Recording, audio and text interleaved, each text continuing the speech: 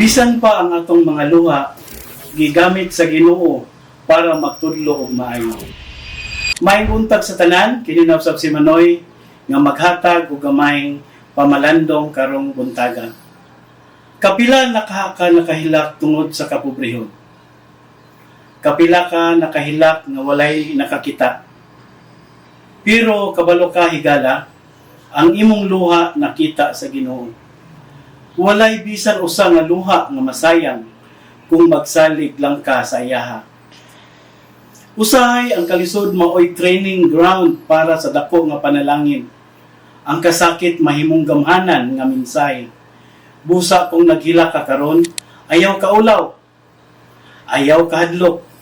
Ipadayon lang kay ang imong mga luha puno sa paglaom, puno sa gahom, o puno sa istorya nga mahimong inspirasyon sa uban. Daghang salamat sa pagpaminaw. Kini si Manoy nga moingon, ayaw kalimot og like, share, and comment.